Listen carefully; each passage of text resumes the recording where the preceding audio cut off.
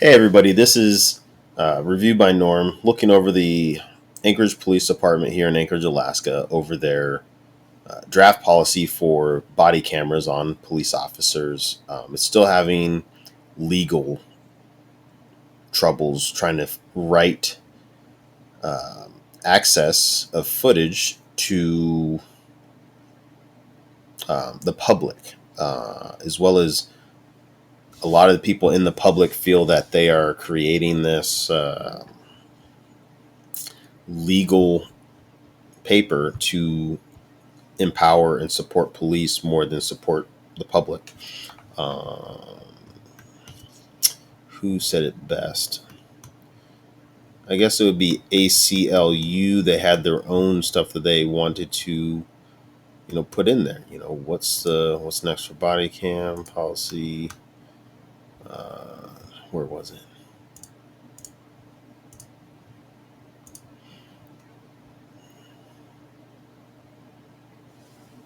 So they were saying, in the thing, APD needs to remove the word impractical because it's vague and low discretionary standard. Requires officers to activate cameras at first reasonable opportunity and circumstance. The second one, I agree with. The first one, again, we'll get into that a little deeper here in a minute. Require officers to notify people that they're being recorded. That's, yep, that needs to happen. Remove language permitting officers to turn off cameras to conduct private conversations with other officers. And yeah, I mean, I agree with that. There's no problem with those. Prohibit officers from reviewing footage showing any use of force before completing initial case. And then this is pretty weird. It's like they don't want them to review it.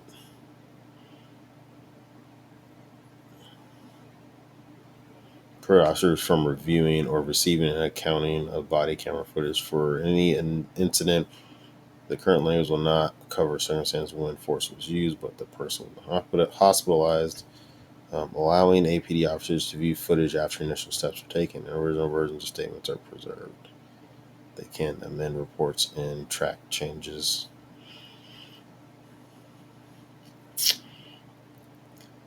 I find it weird. I'm not going to lie about that one. So it's like not allowing officers to review their footage so they can actually write what happened.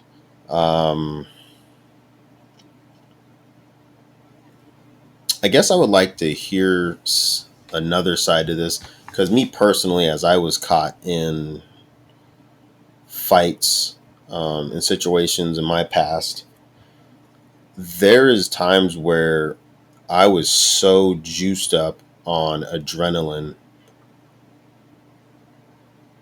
I couldn't give you a clear story as to what happened, let alone how it even started, let alone who was all there, except for the people that I already knew I went with because of just how crazy some incidents just turned. So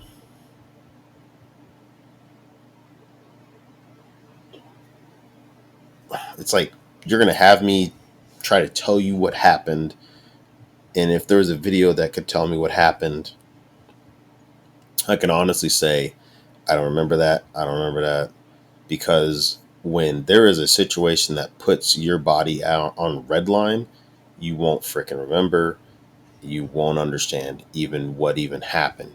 There's cases that people don't even know how they got out of there. Like on lie detector test stuff. Like they don't remember how they escaped because of just how crazy the situations are. Ban use of facial recognition technology.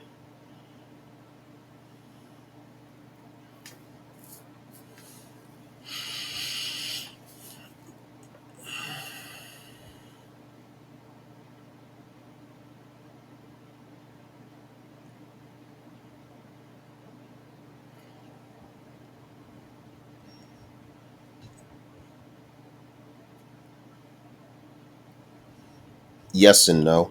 I'm against facial recognition. I'll tell you right now. Um, I don't think it should be readily available. There's places, I want to say it was China. China or Japan, they have like over most of their streets, there's cameras. I mean, it's like something out of Total Recall, Minority Report, I guess would be the best one. Minority Report. Um, to be, you can't escape. Like, there's no way to. I don't mean that like escape, but I mean that's like you're not enabled to your own privacy. Like, you can't just be yourself and do what you want to do because it's always being recorded. It's always being, scanned. A lot of people don't know is that your iPhone and Google, even if you turn off those limiters for GPS signaling, if you have Google Maps on or the Apple Map, or there's even applications that you download that will record your steps, where you go, what you're around, and who you're around. There's some software that allows the phone to know when there's another phone nearby and what does that phone do and blah, blah, blah.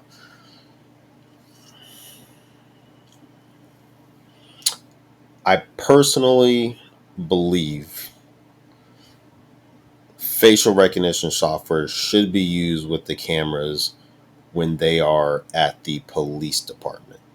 Outside of that, no. They need to be like, it needs to be like this crazy room, this white room, and then like 10 black computers that have no access um, to internet, Wi-Fi, none of that.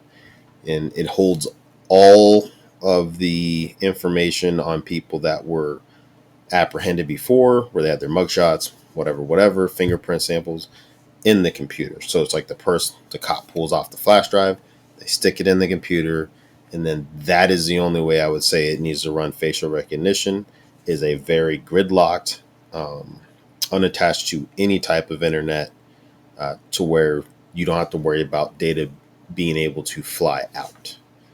Um, that's how I personally would like to see it happen. I think that's the only way I would accept it to happen for facial recognition, is that there's no way that that computer has any ties to the planet, because that means that somebody else gets a hold of that. Um, you're able to do the distinction between color, race, uh, skin color, tones, eyes, all that, to where you can develop a program that when you start implementing cameras around the city, boom, you start, so that person goes there, that person goes there. And that's where you get some real Total Recall crazy stuff. So,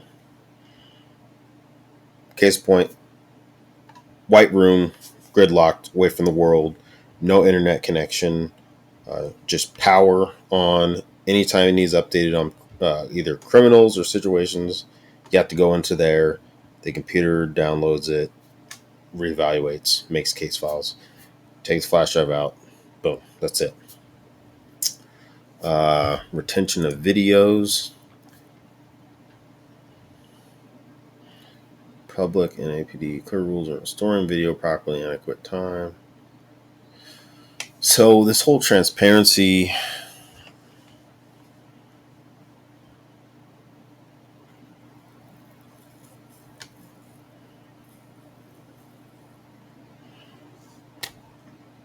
it doesn't, you shouldn't have,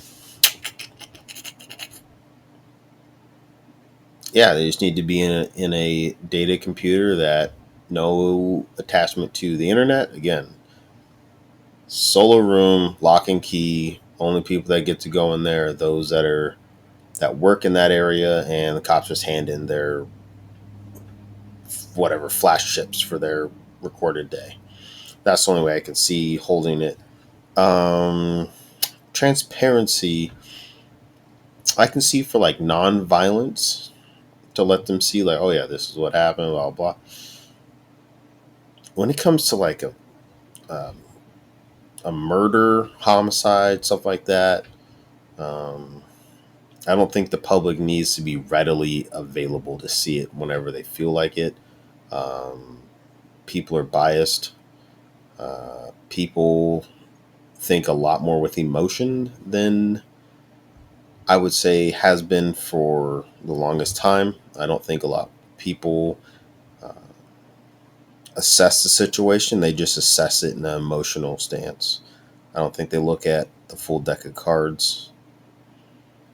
And I say I think as, I could be wrong, but there's just a lot of times where people, it hits the heart instead of the head. And that's where it gets bad. Um, allow certain people to voluntarily request a video to keep for 3 years. An officer whose camera recorded his response, if they reasonably assert the video has evidence and the public capturing the video, the parent of the minor captured.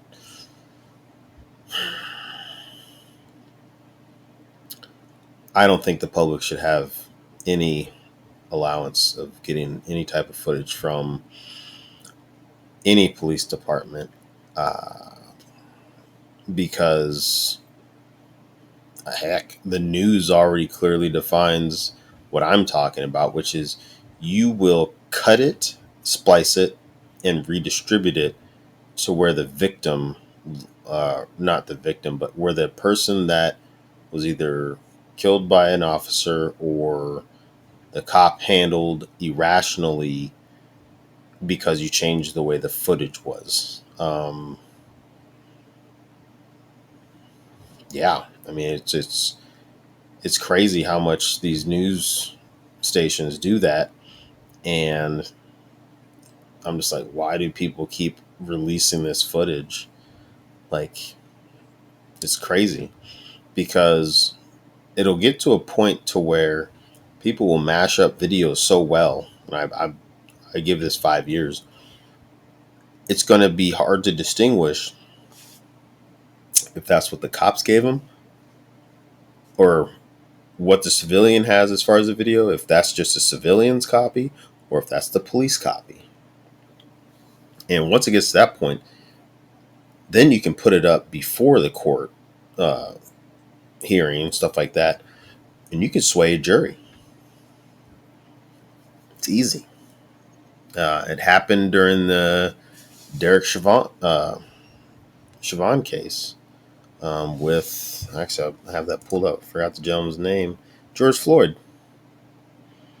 Yeah. And that becomes a problem. It becomes a very big problem is when you release footage early.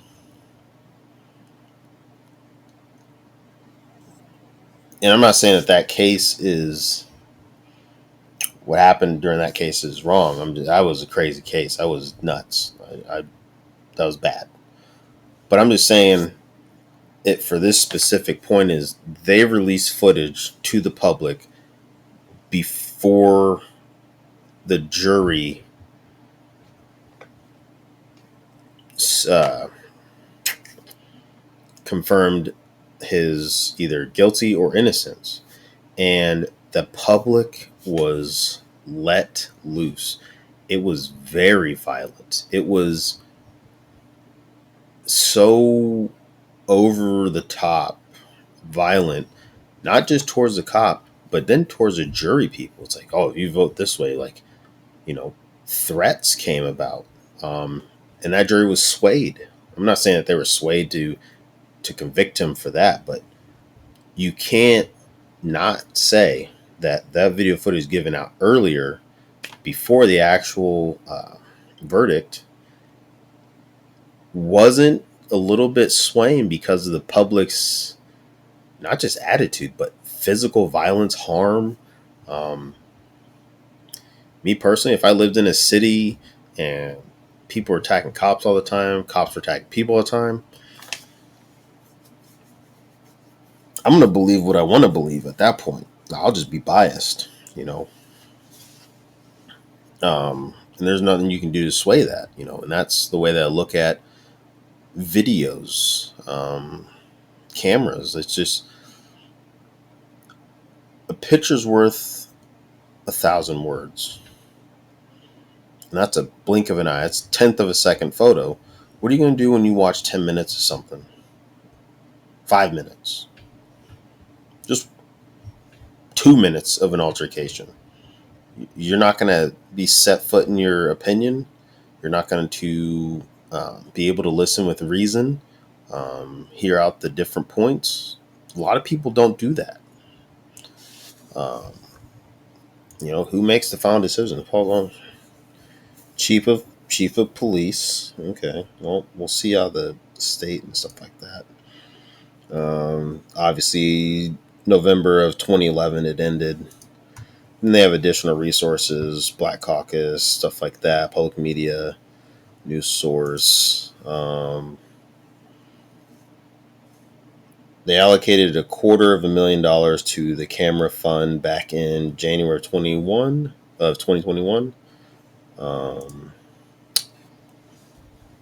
And that's all I got. I mean, it's something that it's needed. I just don't think I don't think everybody deserves to just get everything they want.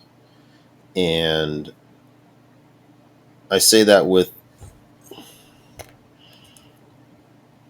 a conscience of, if you give people too much of whatever they want, then they stop doing what they actually need to do.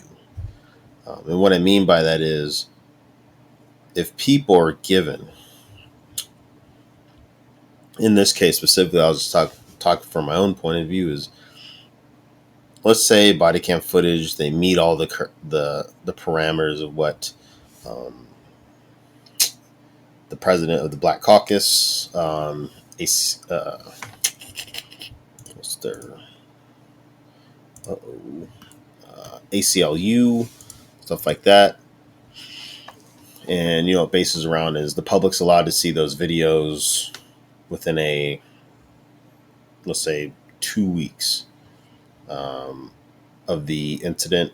They have 14 days max to release the footage to that family or just the general public, however that's going to be phrased. Don't use any data, facial recognition software. Has to be on 24/7. They can't turn it off when they're talking to other police officers. What was the other points? Can't be vague in their approach as far as like getting this handled out. It's what was it? Being vague with the impurities. What was it called? Impractical, because it's vague.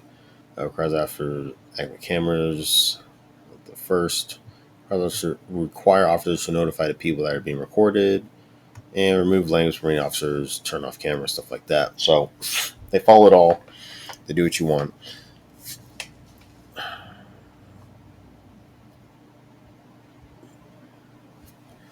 Then it's going to be the problem of, well, they shouldn't have recorded the person's car while they're walking up to it, or they shouldn't have recorded the thief across the street robbing somebody, or it's just like all these extra circumstances. I think people need to come to a realization of cameras are not what they used to be. Where they couldn't really see a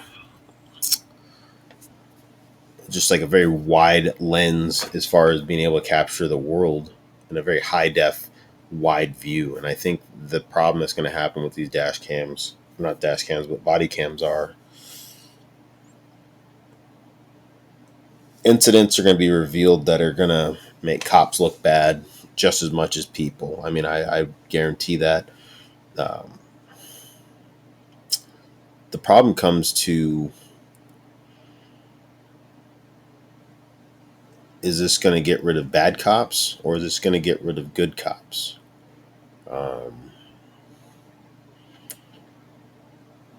Because it's already happening. It's just like I always tell people, the good people end up leaving bad situations rather than sticking it out. Bad people that stay in bad situations, they know how to get through it because they are also the bad part of it. That's all I really have to say. Thank you for listening and watching.